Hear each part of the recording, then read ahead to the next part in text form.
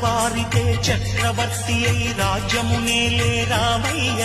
తండ్రి మాటకై పదవిని బదలి అడవులకేగెనయా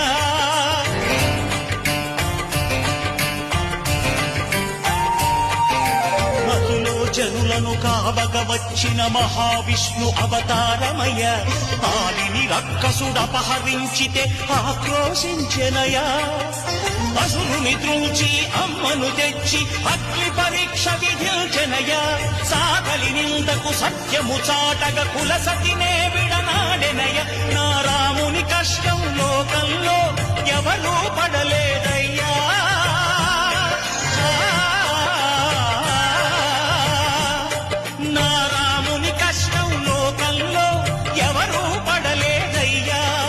సత్యం ధర్మం త్యాగంలో అతనికి సరి